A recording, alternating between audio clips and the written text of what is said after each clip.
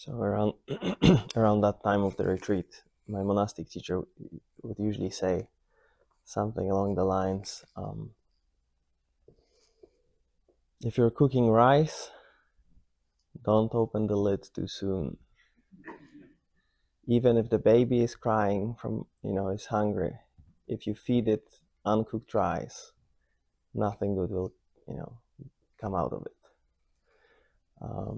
So, keep the lid on until the rice is ready.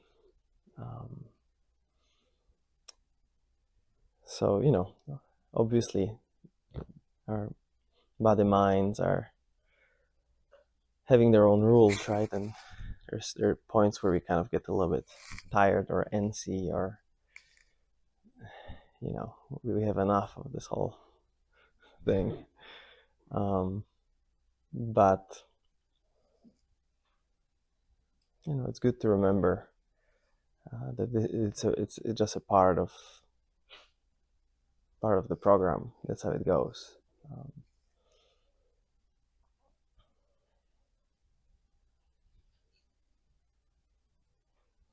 In South Korea, very often on the pillars of the temple, there would be written, on one pillar, it would be written, 100 years of chasing after fame and wealth can go to ruin in one day.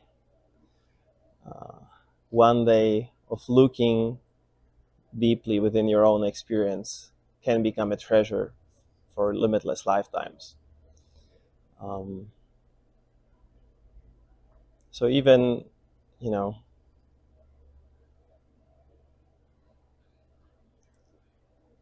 it doesn't take long since you're looking to clarify something. But as long as we are sort of haggling and right, not diving in fully, then we can diminish a little bit the power of that looking.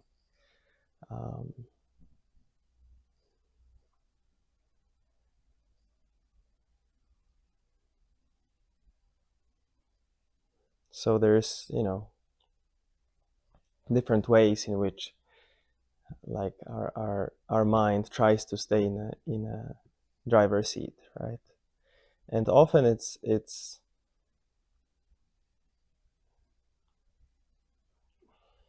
there's aspect of that we approach sort of practice, right, as the sort of way of producing some profound experiences when we sit down and when we start meditating and when we kind of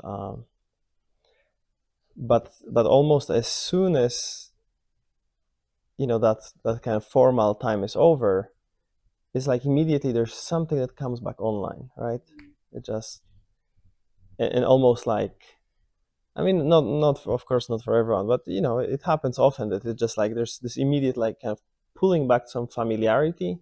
And this is like, oh yeah, that was a good meditation, or like, oh no, this round wasn't so good, or oh, we'll try the next, right? And that's that very familiar voice, right? It's just this same kind of software that we just immediately come back to. So it's a little bit like,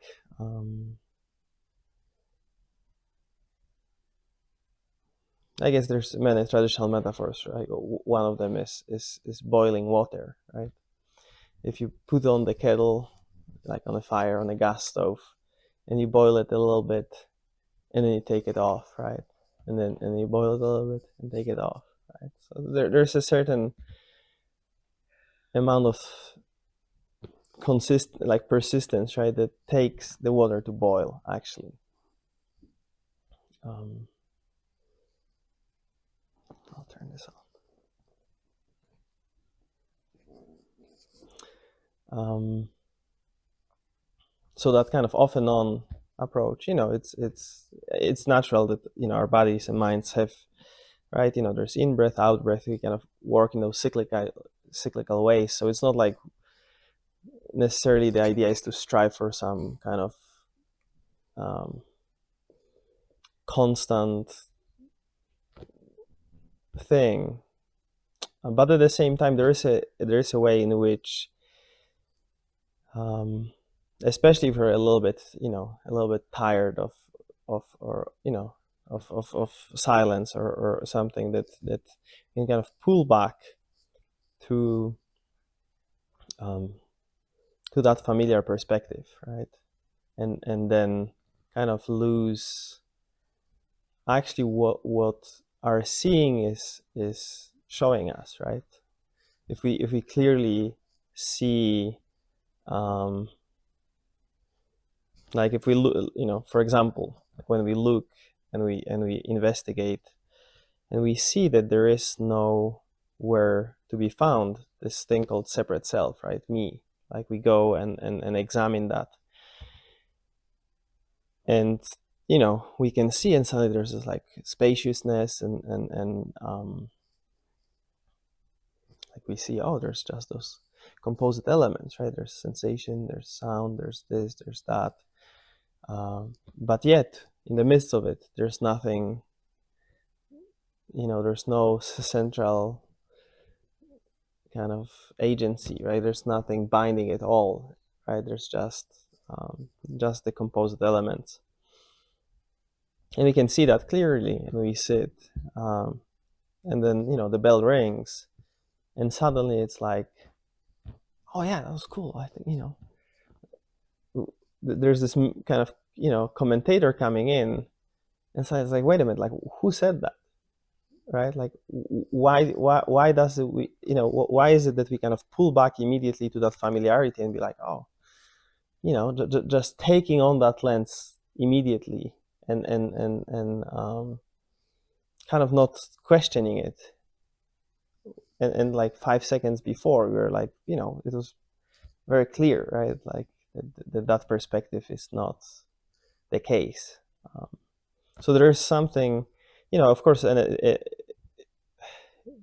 I'm not saying that that's the way it's for everyone, and at times it's for, especially at the beginning, right? It's that's the case for everyone for sure. Like there's this very clear distinction. Okay, there's meditation time, and then there's the life business. So in a certain way,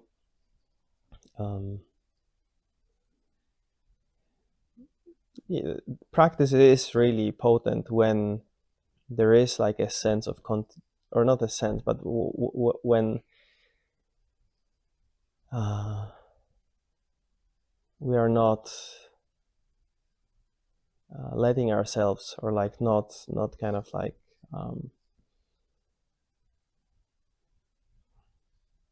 finding comfort in just bouncing back all the time to that familiar perspective, time after time, right? Every single round is finished, it's like, all right, I'm back. I did a good job. I'll get my coffee. I'll see what's up on CNN. And again, I mean, there's nothing wrong with any of those things. It's more like the internal attitude of,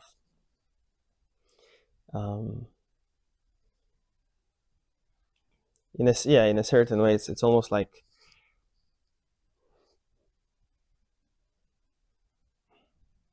there's some critical mass, or like some tipping point, right? That can occur, and usually that's kind of where awakening happens, when we simply start to trust more that what is revealed upon examination than that what's kind of the regular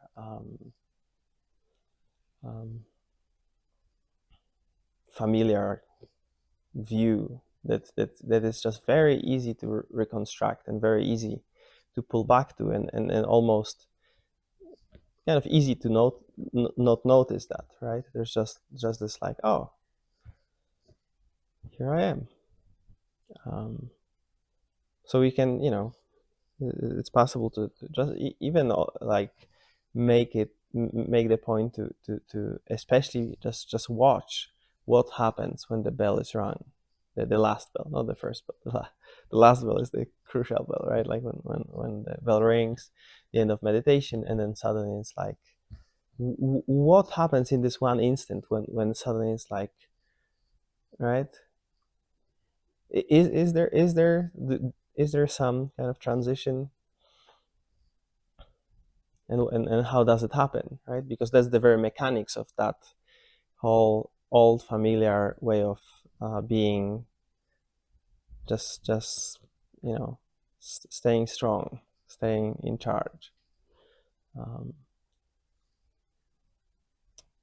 I remember reading someone, maybe not necessarily the kind of semantics that I would use, but someone described that it's how was that?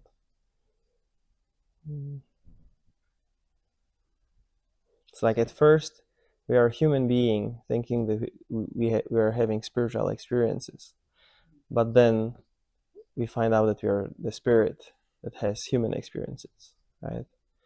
So it's, you know, to some degree, right? There's this if we call, right, like some people like the definition for awakening, that it's a shift in identity, right? So if there is shift identity, that's the one, right? It's kind of from that very familiar, me and my life kind of thing, to that that kind of unbound or free, clear, and open way of being that doesn't necessarily find such a strong identity within that whole moment.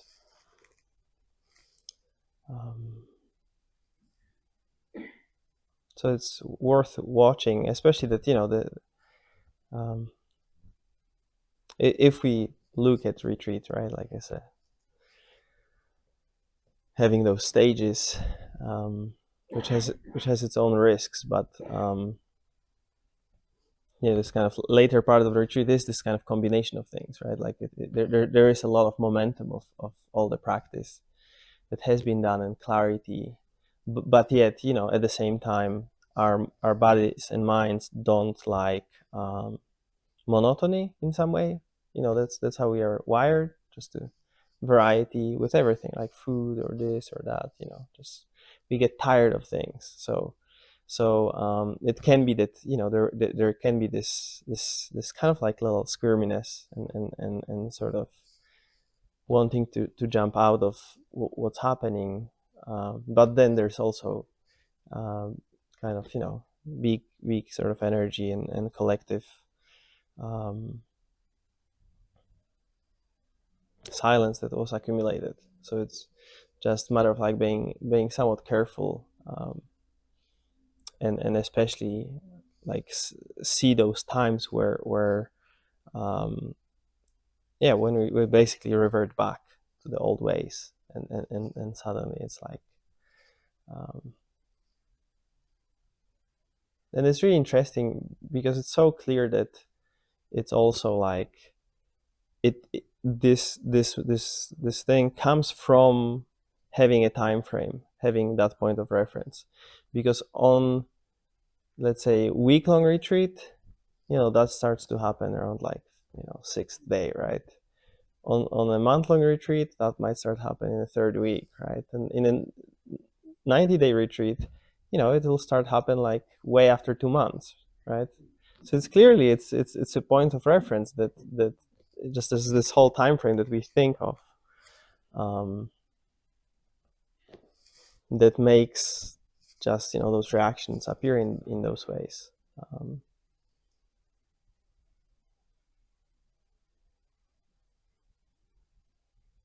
So this everything is an opportunity in a way. So finding that how does that clarity, if we are kind of let's say in meditation, if we are able to rest in very sort of universal sense of being without any, without much of personality or identity kind of claiming it, then when the bell rings, you can see how does that clarity stand up, how does that clarity moves and washes a cup, right? How is that clarity, ordering tacos, right, or something? It's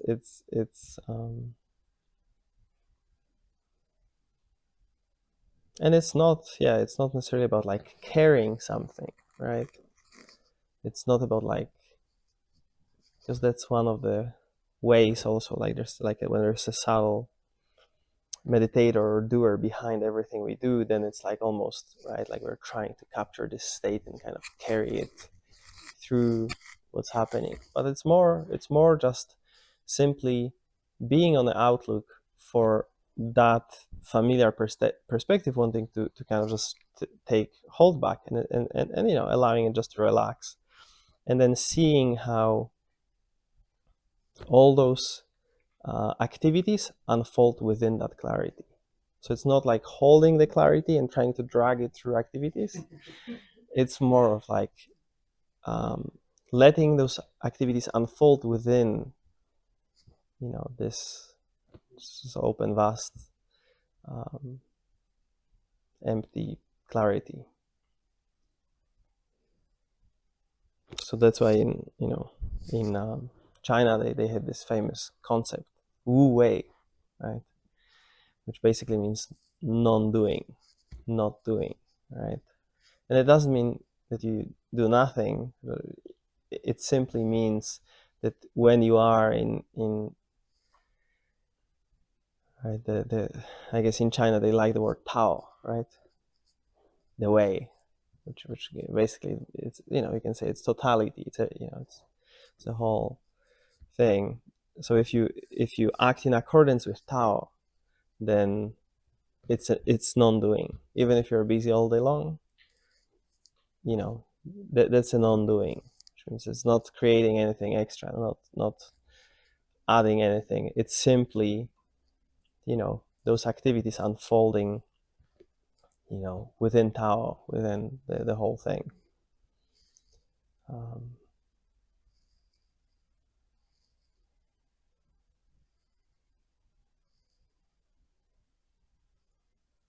There was this Korean teacher who came to America in the 70s, and he he didn't speak well English, but he was trying to kind of convey all those like concepts in try to just kind of somehow translate those, because some of them are so difficult to translate, like some Chinese or things used in Japanese language, because there are ideograms, and it's such a different way of encoding idea than just like the way kind of alphabet, and it's just a little bit different, right? So for Wu Wei, he started to say, just do it. and actually it's true story. That some of the Nike executives, someone from marketing like came for a retreat with that teacher, and they they used it. They said like, okay, this is good. So every Nike ad is a hidden Zen teaching on a billboard. Because just do it. It simply means the kind of action unfolds, and you can observe dishes being washed, right? You can observe vegetables being chopped, and it's it's same like when we are meditating. We can observe and clarify, like, oh, there's just those things rising and falling away, and there's not like a unifying principle of master of the universe, right, at the center of it all, kind of doing it. There's just things happening, right? um,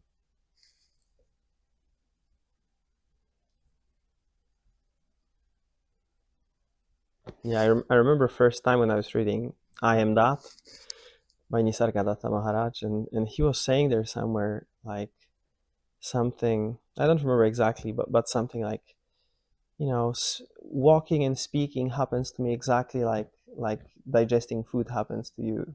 I have no business with it. And I remember being kind of really startled by that. Like, what does it mean? Like, aren't we kind of supposed to not be on the autopilot kind of thing? Like, where's the right? Like, there's kind of, I think the whole non-doership piece is probably one of the kind of most confusing to the mind things, right? When you actually, kind of from the perspective of like a self, and when you try to think about it, it's very strange, right? It's kind of like how you just talk as if you digest. You know what I mean? It was really startling to me, but I get his point for sure. It's just when the sense of someone in the midst of it disappears, um, things happen, right? And in a way we can tune to that. You can see broom just moving, and there's nothing that needs to manage that in a way that mind manages everything. Mind manages emotions, mind manages this or that. All right, there's this constant movement, which is actually, in some way it's kind of staying in the illusion of control. It's not that anything really changes when we stop doing that managing. um, Things just unfold. No one would know from outside, right? There's no like a, um, but the difference kind of internally, so to speak, is quite stark, right? The sort of the effortfulness of the kind of doer who tries to kind of accomplish things, and the kind of rest in the midst of activity, or like just the spontaneity of things happening. um, so it's worth exploring, that. So especially when the bell ends, right? That's And especially if by now we have profound sense of clarity within our meditation. um, that's where the game is at. The rest half of the day, or 1/3 of the day, maybe, when we are not here. um,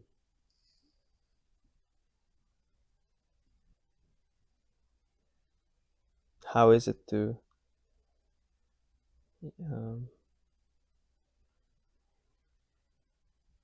not interfere with natural flow of things, right? The Tao, the kind of the reality, that doesn't need a little sports commentator, and kind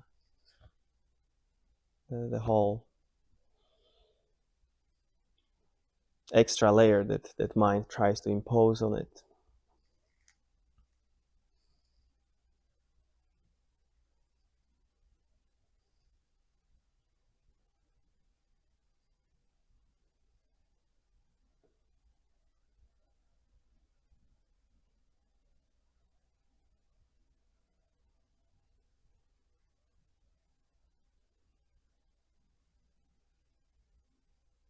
So in a certain way, it's um,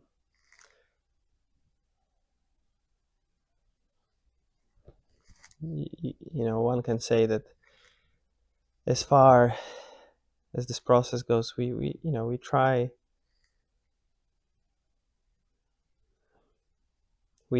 to kind of tune into that perspective without that part that tries to kind of just complicate things. But at the same time, there's this concept in Japan called sottakudoji. Sottakudoji means it means simultaneously pecking from inside and outside, which says like a hen, that is sitting on the egg, and then when the chick is big enough, right, it starts to like try to get out of the shell, and it kind of pecks at the from the inside, and the hen, seeing that, starts to peck from the outside, right, and it's like, so it's simultaneously pecking at this little shell that finally breaks. So it's something like that there's this little me that has its agendas and spiritual goals and all that, and it's pecking its way on this kind of apparent shell. And then there's the Tao, the totality, that kind of pecks from the other side, trying to kind of help this little thing.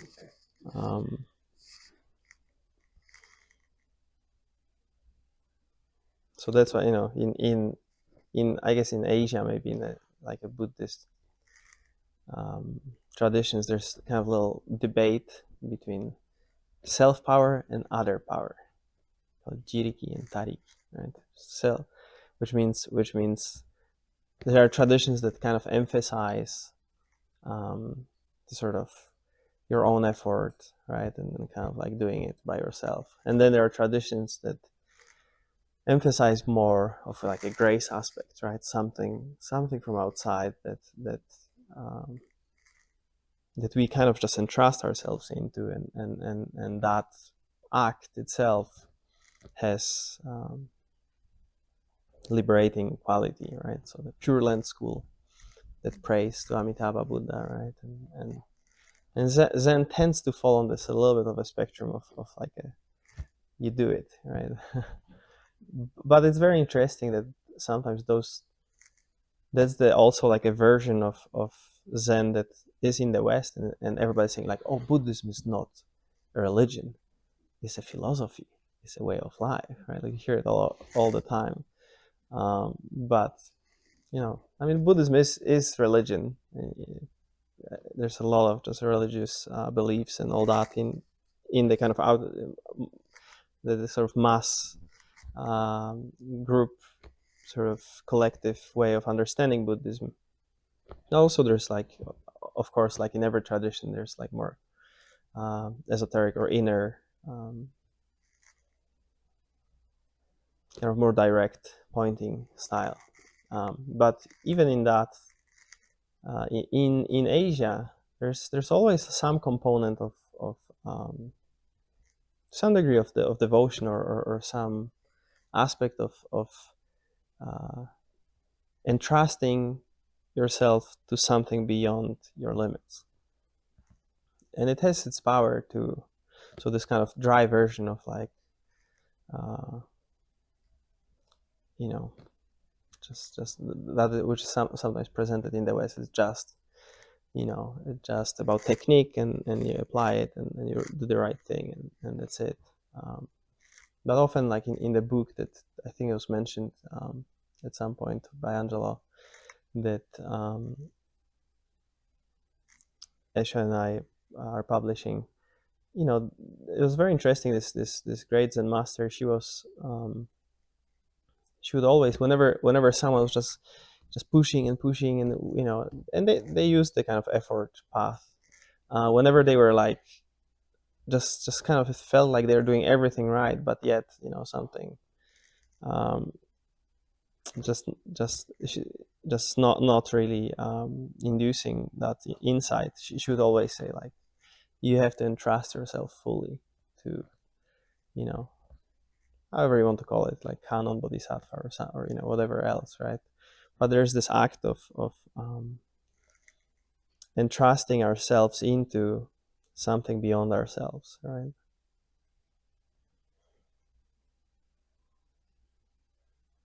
And even, even after realization, that's one of those things. I don't remember where this phrase is coming from, but I remember someone saying, that we are at the same time we are the message and we are the messenger, right? Because there are sometimes some ways of spirituality that kind of emphasize, like, oh, you realize, and then you are the ultimate reality, and this and that, and whatnot, and um, which is, to of course, it is an experience. It is a realization to be had, but at the same time, there's this way in which we're always the messenger. There's that truth is always kind of larger than just one particular unique expression that kind of starts accessing it, and uh, so in a certain, yeah, so there's this movement also of this, together packing, right? That we are, um, we have to have some directionality at times. At times it goes away completely, but at times we start to, um, get a little bit this way or that way, and there's like a little bit of directionality, right? Even if at first, it can feel, there are times that it is effortful, and that there's place for that too, right? So um, it's kind of like riding a bike uphill, right? Like through the hill. You're riding a bike and you're pushing the pedals, and it's really hard, and there's just a lot of struggle, and you just try to do your best to kind of just push through. And then there comes the time where you kind of cross some summit, right? And then you start to ride down, and then effort disappears, but still there is, like, you have to move, you have to steer a little bit, like, you have to avoid little obstacles that can happen on your path. So even if the effort feels like it's gone, there's still a little bit of that, kind of movement of um, alertness that helps us not to get stuck somewhere, or kind of, or get like too hazy, or too, you know that's one of those, really powerful and super simple at the same time teachings about the middle way, right? um like any extreme tends to be just not necessarily the most helpful. um so when the Buddha was traveling with, his cousin Ananda, and they were passing in the Patna city, right? They were passing the bridge, and there was someone on the river on the boat playing a lute, and the Buddha told, just told to Ananda, that's exactly like that string. If it's too tight, it'll break. If it's too loose, it won't make a sound, right? So you have to make it, um, you have to make it just, somewhere in the middle. um, so at different times, different thing is called for us. So of course, sometimes we, if there's like something really challenging, it's we don't need to apply more pressure, right? Kind of just exacerbate something.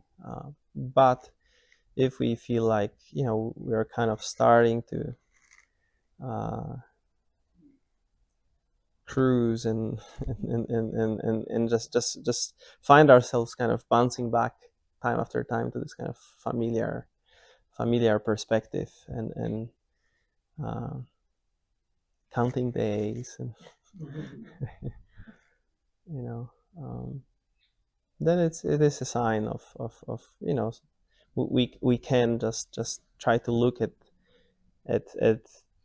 that mechanism. When does it start to kind of unfold, and see, like when the bell rings, the meditation is finishing. Like, are we, right? Like sometimes it's almost like blowing a balloon, right? And you have a balloon, and as soon as the meditation is over, it's like, and with this little sad sound, it's just like, and that's basically it. So sometimes if the balloon is too tight and it can break, then letting out a little bit is all right. But kind of be careful, for that kind of familiar perspective that just wants to wants to claim time after time. Just go back and be like, all right, next thing, and it comes in many forms. Like it's a little bit like a shapeshifter. It comes and can mask as a responsible,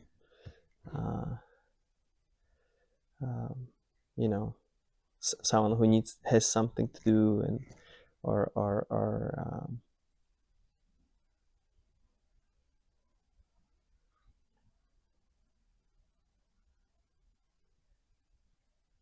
like worrying about something, or that kind of build up energy. It's kind of like almost like wants to some way out.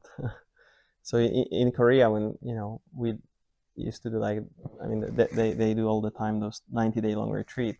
It's a thing. It's like they call it in Korean, Kyolche means this 90-day retreat, and Pyong means sickness. So they call it Kyolche sickness. So they always say, like, whatever you come up with, any plan for life, any idea what you'll do next, anything that comes to your mind, like around like after the second month, don't do it. don't think about it. Just drop it. Wait until the retreat ends, and then reassess the situation, because it's a thing. Like 2 months in, someone's like, oh, I need to go to the North Pole, whatever. It's like, that's where it's at. Like, that's my awakening awaits there, or something. Like, all sorts of stuff. I have went through that. I have definitely made some plans, and I was canceling them right after the retreat ended.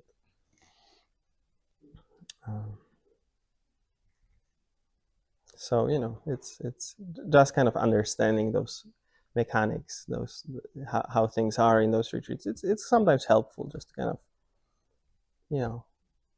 have a little bit kind of distance and see those energies and those tendencies kind of unfolding. And I guess it all comes down to like not really getting into a push and pull with them, right?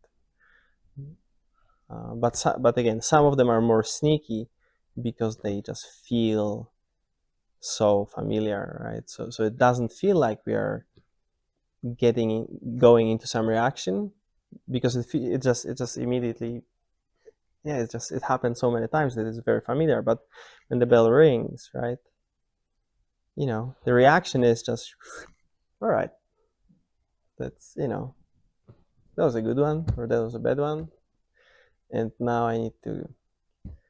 I'll just go to the bathroom, maybe this time peppermint tea, chamomile, like just the mind is just like immediately is back in there. And again, it's it's totally okay to get peppermint tea, right? But it's in that woo way, kind of non-doing way. Just see it unfold. It's a mystery. It's quite beautiful and profound, right? Tea making itself, right? And the taste just exploding. And so to the degree that we can just try. And if it's like oh, it's a little bit elusive, the point when the bell is rung at the end of meditation is an interesting thing to observe. Kind of pay attention to and see what happens there. And because that mechanics of that what happens is precisely how, how we kind of keep coming back to the same kind of same point of view and same story. So it's worth examining.